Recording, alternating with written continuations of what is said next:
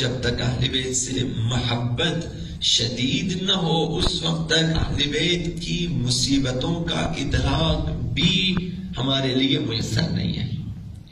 محبت جس قدر ہے اسی حساب سے مصیبتوں کا ادراک ہوتا ہے۔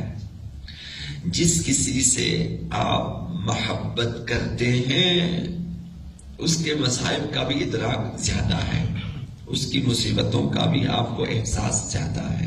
جس کسی سے آپ کو محبت نہ ہو اس کی مصیبتوں کا آپ کو ادراک نہیں ہے۔ یہی معیار ہے اہل بیت میں بھی، جس قدر ہماری محبت بڑھے گی اہل بیت پہ آنے والی مصیبتوں کا ادراک ہوگا۔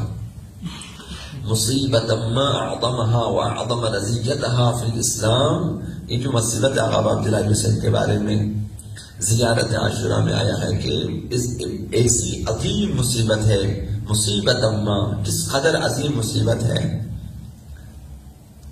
اعظمها واعظم رزیتها، وہ مصیبت عظیم ہے اور اس کا سوگ عظیم ہے۔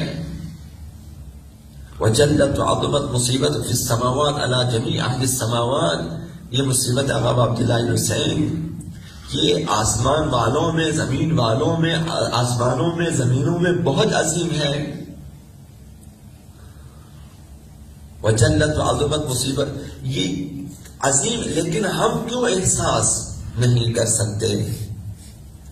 وجہ یہی ہے کہ ابھی تک اہل بیت سے محبت کم ہے، زیادہ نہیں ہے۔ محبت اہل بیت کو شستہ و شائستہ ہونا چاہیے، صاف ہونا چاہیے، خالص ہونا چاہیے، اس وقت ہم ادراک کر سکتے ہیں۔ جب ہم ادراک کریں گے تو محبت کا جو ایک لازمہ ادراک مصیبت ہے، وہاں محبت کا ایک نتیجہ اطاعت ہے۔ اگر ہم اہل بیت کی اطاعت نہیں کر سکتے یا کمتر اطاعت کرتے ہیں، اہل بیت سے محبت کا دعویٰ بھی ہے اور ہم سے گناہ بھی سرزد ہو جاتا ہے، مخالفت بھی ہوتی ہے اہل بیت کی، اوامر اہل بیت اور منہیات اہل بیت، نواہی اہل بیت کی بھی مخالفت ہوتی ہے۔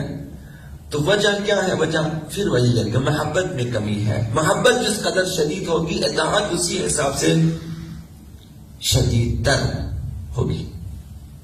اہل بیت کو توقع ہے اطاعت کی، اہل بیت کو ہم سے توقع ہے کہ ہم تقوی اختیار کریں، گناہ نہیں کریں گے، واجبات الہیہ کو ترک نہیں کریں گے۔ تو اور اہل بیت ہماری یاد میں ہوتے ہیں، جس طرح ہم کم و بیش ان کی یاد میں ہوتے ہیں، جس قدر محبت ہے اسی حساب سے ان کی یاد میں ہوتے ہیں۔ اہل بیت ہمیشہ ہماری یاد میں ہے، وہ ہمیں فراموش نہیں کرتے۔ ان چیزوں کو باور کریں، اگر محبت ہے ان چیزوں کو باور کریں گے۔ ہمارے مستند ترین علماء فقہاء نے ان چیزوں کو بیان کیا، جیسا کہ عرض کیا سید علی ابن طاووس نے فرمایا کہ میں سامرہ میں تھا، سحرگاہ دعائے حضرت حجت عجل اللہ تعالی فرجہ الشریف کو سنا۔ صاحب کاشف ہیں، عارف ہیں، آقا امام زمان کو دیکھ سکتے ہیں، تو ایسے لوگوں نے سامرہ میں آقا امام زمان علیہ السلام کی دعا کو سنا کہ جو اپنے شیعوں کے بارے میں دعا فرما رہے تھے۔ سحرگاہ، جس طرح سیدہ کائنات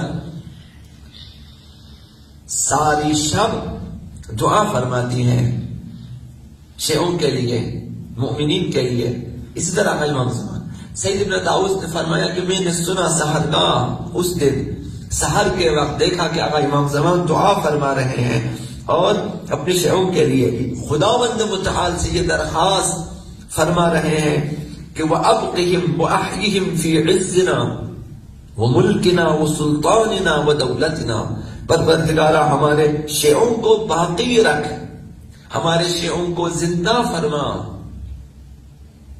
ہمارے شیعوں کو زندہ رکھ ہماری عزت کے دنوں میں، ہماری مملکت میں، ہماری سلطنت میں اور ہماری حکومت کے دنوں میں۔ آقا امام زمان دعا فرما رہے ہیں گویا کہ جب ہماری عزت ہوگی، جب ہم غالب آئیں گے دنیا میں، جب ہماری مملکت قائم ہوگی، جب ہماری سلطنت قائم ہوگی اس روئے زمین پہ، اور جب ہماری حکومت قائم ہوگی، ہمارے شیعوں کو اس دن کے لیے زندہ رکھ، یعنی ہم میں سے ایک ایک کے لیے جس کا بھی دعویٰ ہے شیعہ ہونے کا، اس کے لیے آقا امام زمان کی دعا ہے کہ خدا ان کی عمر کو طولانی فرما تاکہ یہ لوگ ہماری حکومت کو دیکھیں اور ہماری حکومت میں زندگی بسر کریں۔ ایک عظیم سعادت ہوتی ہے دولت آقا امام زمان میں زندہ رہنا، زندگی بسر کرنا، اور اس سے بالا تر جو سعادت ہے وہ دولت و حکومت آقا امام زمان میں خدمت کرنا ہے۔ خدمت کرنا دولت آقا امام زمان میں بہت بڑی سعادت ہوتی ہے۔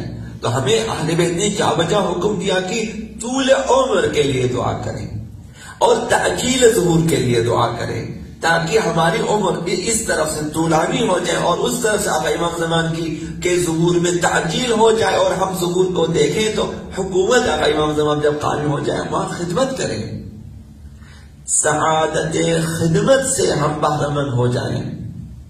تو اہل بیت کس قدر ہماری یاد میں ہے آقا امام زمان، کہ ہمارے لیے اب غالباً ایسا کہ شب روز دعا فرماتے ہیں کہ خدا انہیں زندہ رہے تاکہ ہماری حکومت قائم ہو جائے۔